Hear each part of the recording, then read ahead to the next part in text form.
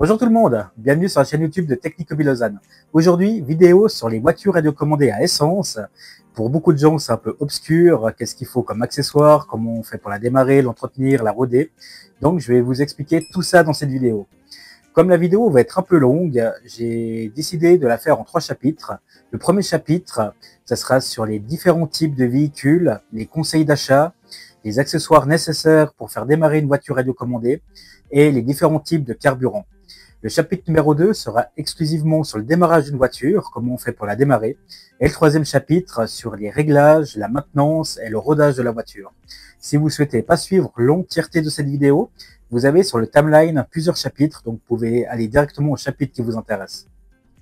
Pour ceux qui ne sont pas encore abonnés, pensez à le faire, ça coûte rien, c'est gratuit, donc abonnez-vous à la chaîne, ça me motive à faire encore plus de vidéos. Likez la vidéo et laissez-moi un commentaire, ça me fait toujours plaisir de vous lire.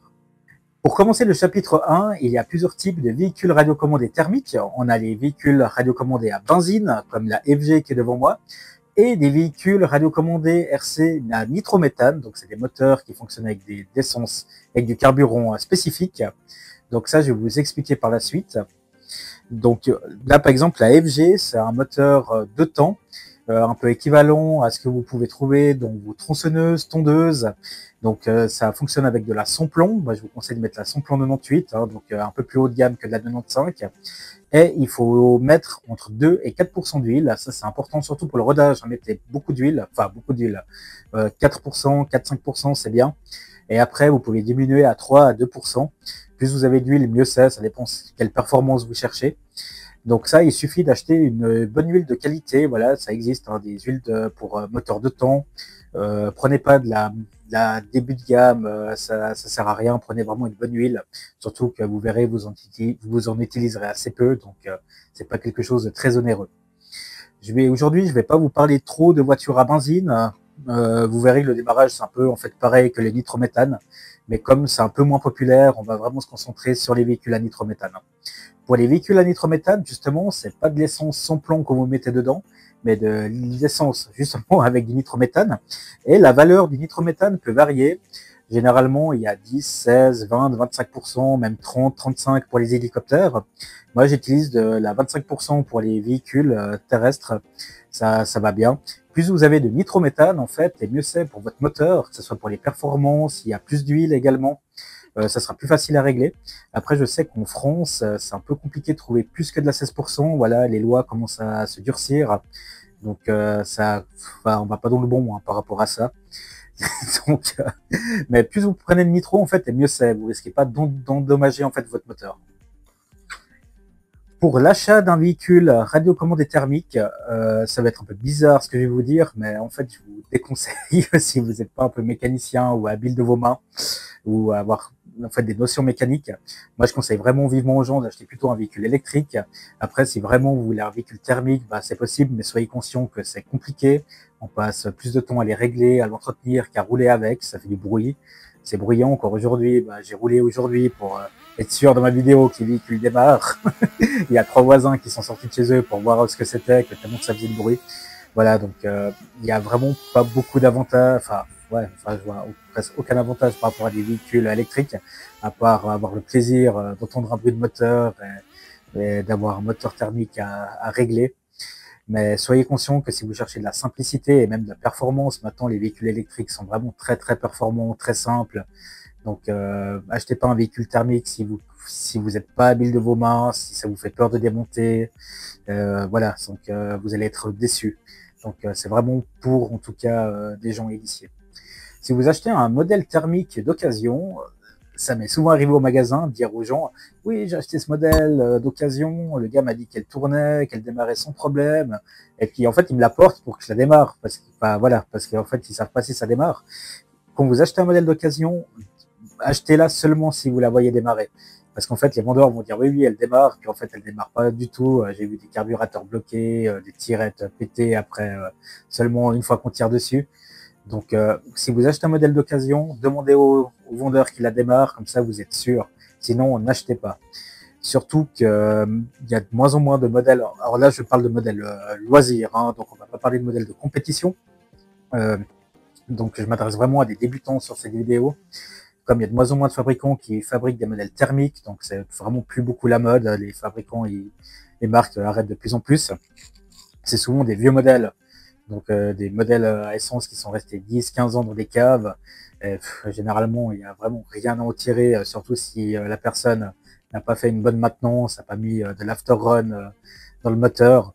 Donc si vous achetez un modèle thermique, quel que soit le prix, demandez à la personne qui la démarre devant vous. En plus de la voiture, vous allez avoir besoin d'accessoires pour la faire démarrer. Donc la première chose, bien sûr, c'est l'essence. Donc là, je parle pour les véhicules à nitrométhane, hein. Donc ça va être de l'essence, comme je vous l'ai expliqué avant, avec plusieurs types de pourcentages. Vous pouvez l'acheter sur le site du magasin, hein, technicobilozane.com. On fait les envois. Il vous faudra une pipette pour pouvoir mettre l'essence dans le réservoir et la retirer. Une clé à bougie pour pouvoir dévisser la bougie et un tournevis plat pour pouvoir effectuer les réglages du moteur, dont le ralenti, et puis pouvoir régler la richesse du carburateur. Et l'élément indispensable également, le chauffe-bougie. Il en existe avec des accumulateurs au lithium polymère ou NiMH. Moi, je suis plus partisan des accus au lithium. Il y a une meilleure autonomie, puis surtout que ça ne s'auto-décharge pas. Une fois que c'est chargé, vous pouvez stocker 1 ou 2 mois. Si vous avez des sockets allume-bougie NiMH, vous êtes tout le temps en train de les recharger 1 ou 2 heures avant. Je trouve ça insupportable. C'est pour ça que vous pouvez trouver des kits où vous avez tout dedans, hein. Donc, je vous mets l'image. Donc, ils appellent ça Nitro Starter.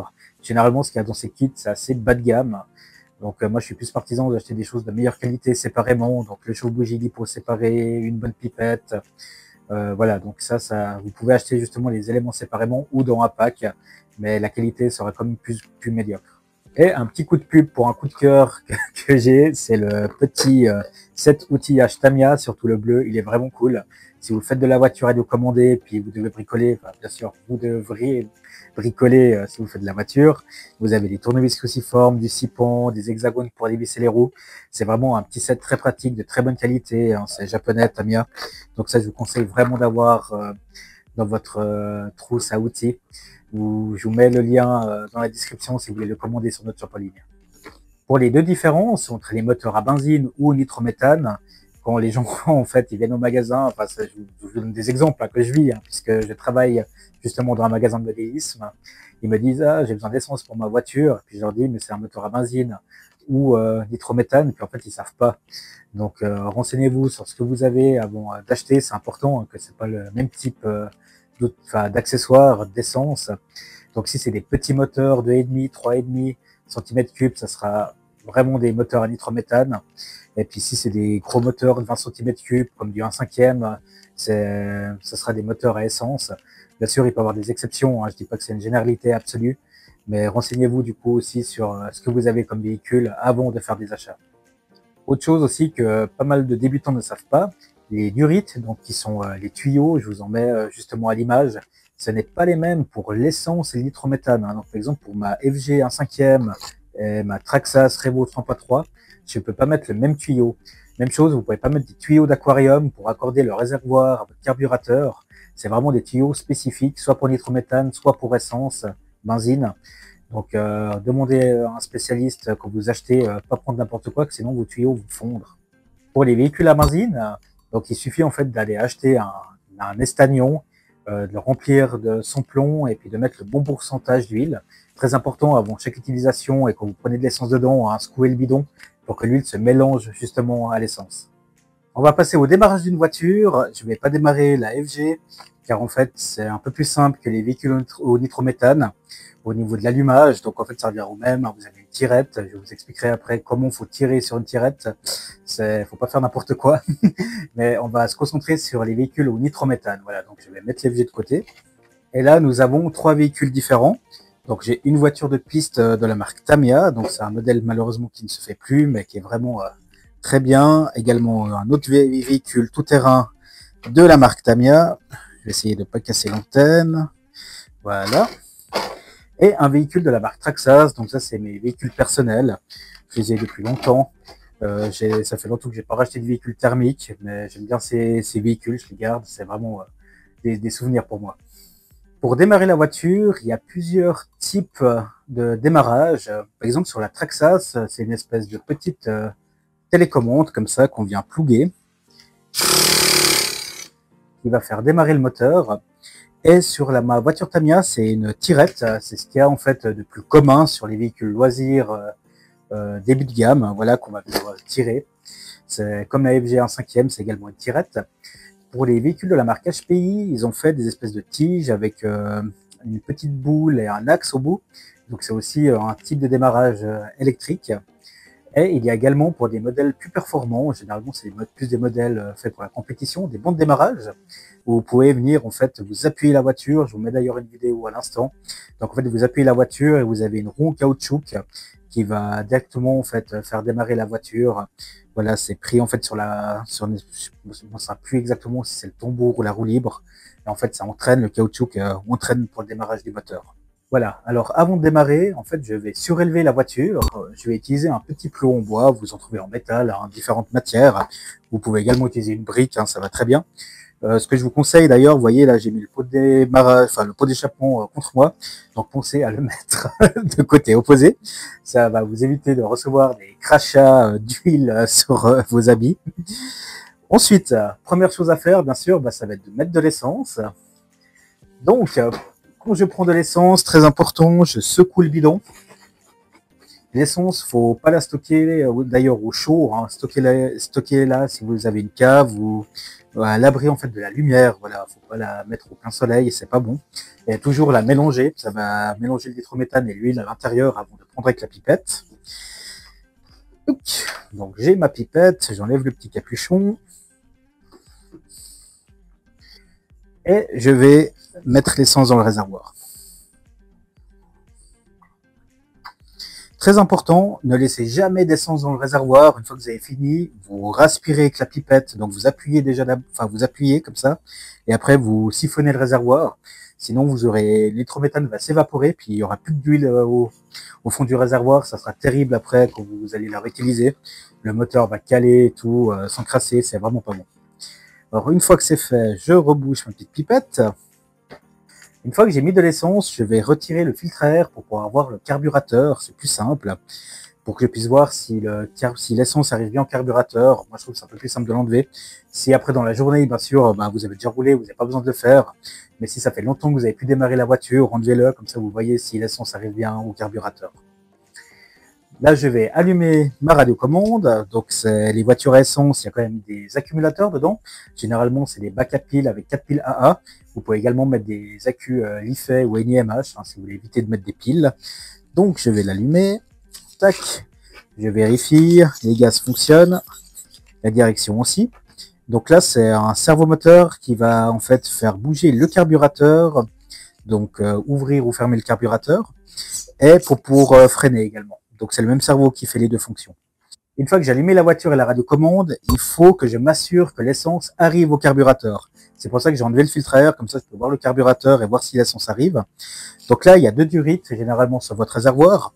La première durite, donc la durite c'est le tuyau, hein, il y en a une qui arrive au carbu. Et l'autre, c'est la durite de dépressurisation. Je l'ai prononcé juste, j'espère, qui est généralement raccordée à l'échappement. Voilà. Donc là, il y a plusieurs solutions. Ça, là, sur la Tamiya, en fait, j'ai une petite pipette, une petite pompe, voilà, pour pouvoir activer l'essence, enfin, faire venir l'essence au carburateur. Mais je suis plus partisan, en fait, de mettre des gaz sur la radiocommande, donc ouvrir complètement, enlever le tuyau du réservoir et de souffler dedans. Ça va justement pousser l'essence au carbu. Et là, justement, je peux voir que mon essence est bien arrivée dans mon carburateur. Je remets le tuyau. Je mets le socket de démarrage, le chauffe-bougie sur la bougie. Et là, je vais tirer la tirette. Là, ce qui est important, c'est de ne pas tirer trop la tirette. Maximum, je dirais la hauteur du chauffe-bougie.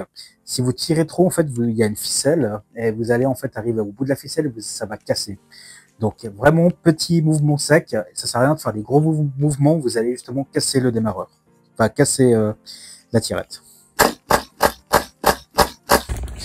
Je vais mettre un peu de gaz pour faire venir l'essence un peu plus.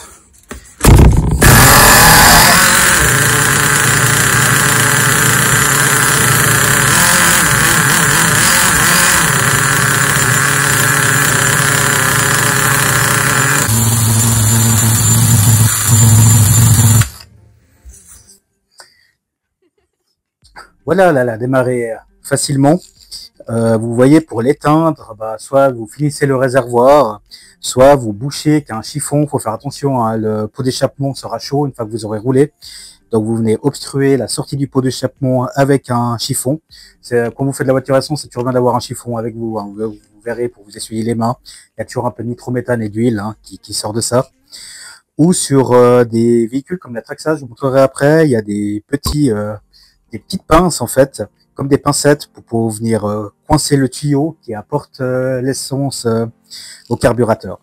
Donc voilà, là je vous ai montré comment démarrer un véhicule concrètement, et au chapitre numéro 3, je vous expliquerai si le véhicule ne démarre pas, quelles sont les pannes possibles. Puisqu'on y est, je vous fais également une démonstration avec ma Traxxas. Vous verrez, donc là c'est plus simple, il n'y a pas de tirette. Enfin, je dis plus simple à démarrer, par contre il y a beaucoup plus de pannes potentielles avec ces démarrages électriques. En fait, vous avez un petit moteur électrique qui va entraîner le moteur essence pour le démarrage. Et là, sur ce véhicule Traxxas, la Revo 3.3, c'est encore un peu plus subtil, que vous avez en fait un chauffe-bougie intégré. Vous voyez, vous avez un fil qui fait office de chauffe-bougie. Donc, vous avez même pas besoin de chauffe-bougie, juste du démarreur. Donc là, j'ai quand même mis un LiPo 2S dans le démarreur. Donc, j'allume la voiture. Ça va bien. Et là, je vais venir plugger le démarreur.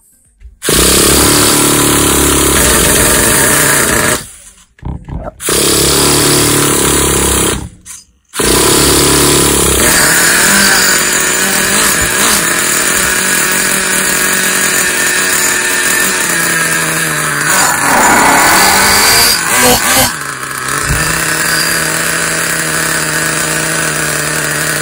Et là, justement, j'ai la petite pincette.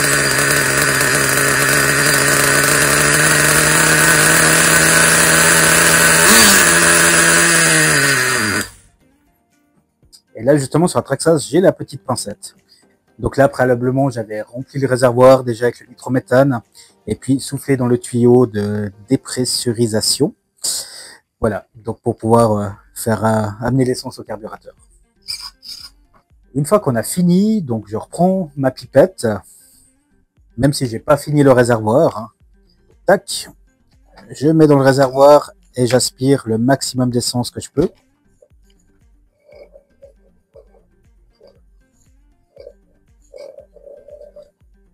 Voilà. Jamais laisser de l'essence dans le réservoir, même si c'est pour 1 ou 2 jours, c'est vraiment horrible. Vous avez le nitrométhane qui va s'évaporer, du coup vous aurez plus 25%, vous aurez plus rien du tout. Et vous aurez une couche d'huile en bas du réservoir, et en fait le tuyau l'essence du coup qui arrive au carburateur est pris dans le bas du réservoir, hein, ce qui est logique, et du coup vous allez aspirer que l'huile. Ça sera vraiment horrible à refaire démarrer votre véhicule. Et très important, bien sûr, hein, on rebouche correctement le bidon que je vais stocker à la cave. On va passer au chapitre numéro 3 et on va commencer par le rodage. Quand vous achetez un véhicule thermique neuf, il faut roder le moteur. Pour ce faire, c'est bien de faire un plein au ralenti. Quand vous faites des pleins au ralenti, comme j'ai expliqué avant pour le démarrage, c'est bien de surélever le véhicule. Il faut surélever le véhicule pour éviter en fait d'endommager l'embrayage. Voilà, il faut que les roues soient libres. Quand vous faites le premier plein, du coup, il faut vraiment pas mettre de grands coups de gaz. Vous laissez en fait le véhicule tourner au ralenti. Le deuxième plein, je le fais en roulant, mais vraiment sans dépasser 10 km/h. Et après le troisième plein, vous pouvez commencer à rouler, mais aussi très gentiment. En fait, mieux vous faites le rodage, et ça sera vraiment mieux pour le moteur par la suite. Vous aurez plus de facilité à le régler, et il durera plus longtemps dans le temps. Maintenant, on va parler des problèmes que vous pouvez rencontrer si votre véhicule radiocommandé à essence ne démarre pas. Ça peut venir de plusieurs facteurs. Un des facteurs, c'est que si votre véhicule il est vieux, vous l'avez acheté d'occasion, vous savez pas combien de temps il n'a pas tourné, c'est que vos durites en fait soient bouchés par de l'huile. Voilà, généralement ils sont noirs, un peu crades. Là, vous pouvez voir que sur ma Tamiya, ils sont translucides. Donc on voit bien que l'essence arrive à circuler dedans. Donc il faut démonter le réservoir, changer les durites. Donc comme je vous ai expliqué avant, c'est pas les mêmes durites pour de l'essence ou du nitrométhane. Donc changer les durites, les réservoirs, regardez aussi s'il n'y a pas trop d'huile en fait qui s'est agglutiné au fond. Ça devient presque des fois comme de la graisse. Donc il faut vraiment que ça soit fluide, voilà, hein, pas que l'essence soit obstruée par quelque chose qui l'empêche en fait d'arriver au carburateur. Un autre élément, du coup, c'est que votre essence n'arrive pas au carburateur. Soit le carburateur peut être bouché, donc c'est-à-dire que la vis de richesse est trop serrée, ou que tout simplement quelque chose obstrue dans le carburateur. Donc en fait, là on voit, j'espère qu'on voit sur la vidéo, quand j'ouvre et que je souffle, on va vraiment voir l'essence qui va arriver dans le carbu. Voilà, donc ça fait vraiment comme un petit jet. Donc là, on voit qu'il y a de l'essence qui arrive. Donc regardez bien qu'il y ait de l'essence dans le carburateur. Une autre chose qui est assez courante, c'est du coup la bougie qui est hors service, du coup, qui est soit trop vieille. Alors là, il n'y a pas vraiment de critères, hein. Ça peut être une bougie qui a été utilisée seulement 20 minutes, qui décide de plus fonctionner, hein. Donc ça, s'il n'y a pas de logique, hein. Donc justement, une petite clé pour dévisser la bougie, on dévisse. Là, je vous conseille de tourner le véhicule sur le flanc, ça va être plus simple pour enlever la bougie. Donc voilà notre bougie démontée. Sur des moteurs, sur des véhicules loisirs, un 10e ou un 8e, vous pouvez mettre des bougies OS numéro 8, c'est les standards. Après, suivant le moteur que vous avez, surtout si c'est des moteurs compétition, c'est des autres types de bougies, hein. Voilà, donc en fait, pour tester la bougie, il faut que le filament devienne orange. Et pour tester ça, je vais le mettre à mon socket de démarrage. Et là, on voit bien qu'il vient bien orange. Donc la bougie est bonne. Pour remettre la bougie, il faut faire attention. Il y a une petite rondelle où on laiton. Il faut vraiment bien la laisser, hein. Et justement, pour éviter qu'elle tombe et pour que ça soit plus facile à remettre la bougie, je remets sur le flanc à 90 degrés mon véhicule et je serre. Très important, ne forcez pas. Si vous voyez, le filetage, il est sensible, hein, enfin délicat. Si vous n'êtes pas droit, vous le sentez, il faut surtout pas forcer, hein, sinon vous allez casser le filetage de votre moteur. Et là, ça sert aussi à rien de forcer. C'est vraiment à deux doigts pour la force de serrage, hein. Faut surtout pas serrer trop fort. Voilà, donc s'il y a de l'essence qui arrive au carburateur et que la bougie est bonne, ça se peut aussi qu'en fait votre tirette ou votre roue libre soit bloquée en fait. Donc il faut regarder qu'il y ait de la compression. Donc là, quand je tire, j'entends que le piston monte et descend. Donc ça c'est tout bon. Il se peut que que la ficelle soit cassée ou que la roue libre du coup ne soit plus libre. Donc voilà. Donc ça, on voit bien ici que c'est bon. Si votre véhicule ne démarre pas, même après avoir fait tous les check-ups que je vous ai énumérés, il se peut également que votre véhicule soit noyé. Donc pour ce faire, on dévisse la bougie. Il y a deux méthodes, hein. Soit vous prenez du papier ménage que vous mettez ici et vous tirez. Ça va en fait faire sortir l'excédent d'essence. Ou si vous n'avez pas de papier ménage, vous pouvez également tourner la voiture et faire tirer la tirette. Alors là, j'en ai pris plein les mains. Ça, c'est les joies des véhicules thermiques. Ça fait partie du charme du hobby. Très important, vous voyez, j'ai perdu la petite rondelle en laiton, donc je vais la remettre. Donc ça peut aussi que le moteur soit complètement noyé, donc ça peut être aussi une panne potentielle pour que le moteur démarre pas. Donc là, on a vu 4 causes de problème, hein. Donc je récapitule, les durites obstruées avec le réservoir, donc s'il y a de la saleté dedans et que les durites soient bouchées, que du coup, il n'y ait pas d'essence dans le carburateur, ce qui peut être que le carburateur, du coup, soit bloqué, ou que la vis également soit trop serrée, la vis de réglage de la richesse, que votre bougie ne s'allume plus, donc dans ce cas-là, il faut la changer, ou ça peut être également votre socket de démarrage qui n'a plus de batterie, hein. Donc c'est pour ça que c'est bien d'avoir 2-3 bougies avec vous quand vous faites quand vous utilisez des véhicules radiocommandés à essence, et qui est de la compression. Si vous avez ces 4 éléments réunis, il y a beaucoup de chances pour que ça fonctionne. Après, bien sûr, des fois, il faut s'acharner, hein, voilà. Vous avez vu avant, quand j'ai démarré, j'ai ouvert un peu les gaz. Ça permet en fait de faire venir plus rapidement l'essence dans le carburateur. Après, le ralenti peut être aussi très mal réglé, donc trop bas, c'est pour ça que vous n'arrivez pas à démarrer. Donc justement, avec l'accélérateur, vous pouvez justement régler ça et regarder si votre réglage n'est pas bon. On va passer au réglage. Là, vous avez normalement 3 vis sur un moteur à nitrométhane.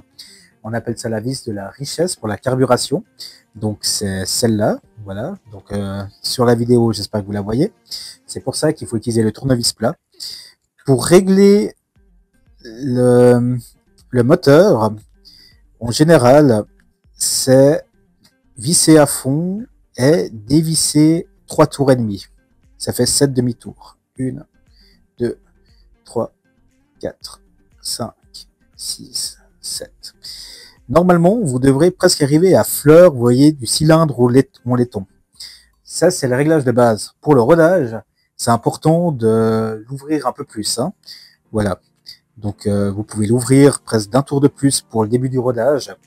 Après, vous verrez quand vous roulez, on sent que le véhicule se noie. Si ça fait si en fait le véhicule n'arrive pas à prendre de tour, de vitesse, c'est que c'est trop riche. Pour les réglages aussi, c'est important de les faire quand vous avez déjà fait un plein. Il faut que le moteur soit chaud. Hein. Vous pouvez pas faire les réglages après seulement 20 secondes d'utilisation.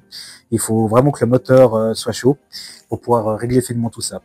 Mais mieux vaut que ça soit un peu trop riche, du coup les performances seront un petit peu amoindries et que le véhicule ira moins vite, il y aura moins de reprises, moins d'accélération. Mais par contre, vous risquez pas de faire serrer votre moteur.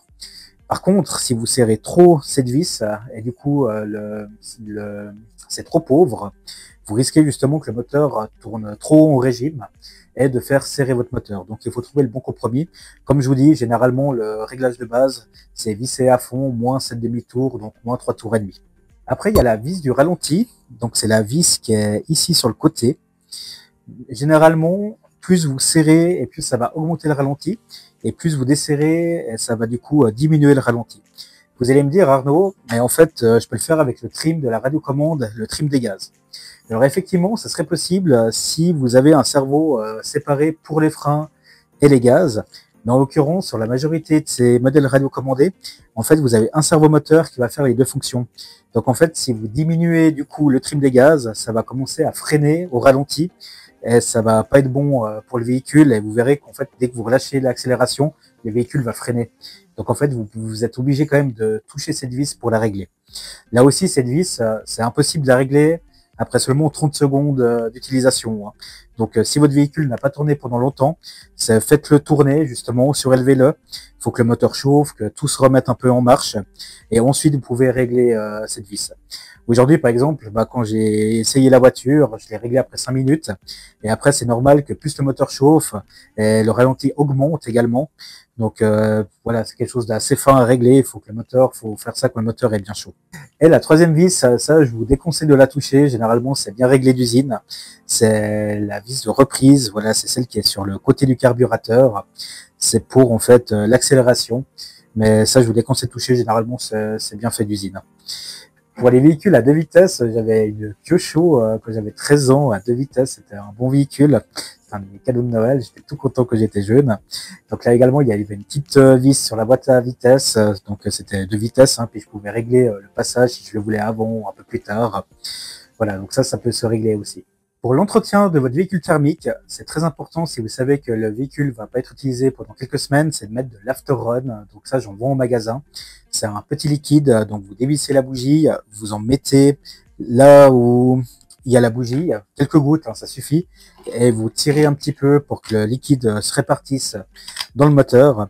C'est une huile pour éviter justement que le moteur, du coup, pas serre, mais comment dire, se fige. Donc le piston, du coup, ça reste libre. Donc ça, c'est vraiment important. After run, mettez-en, c'est très important pour l'entretien de votre moteur. Je profite de cette vidéo pour un petit coup de pub sur le produit Mucoff. C'est vraiment génial. C'est un spray en fait pour nettoyer les véhicules, que ce soit électrique ou thermique. Ils font également des pinceaux, donc ça j'en ai en shop. C'est un produit miracle pour nettoyer vos voitures radiocommandées. Avec le gros pinceau, vous pouvez justement bien brosser. Et le produit en fait, il rend les plastiques brillants comme neufs. C'est impressionnant. Donc c'est un spray qui s'applique sur la voiture. Vous laissez agir un petit moment, puis après vous passez chiffon et soufflette. Et ça rend vraiment la voiture comme neuve. C'est vraiment génial. Merci beaucoup de m'avoir regardé. Cette vidéo touche à sa fin. Pensez à vous abonner, likez la vidéo et laissez-moi un commentaire. Ça me fait toujours plaisir de vous lire. Et je vous souhaite à bientôt pour une prochaine vidéo.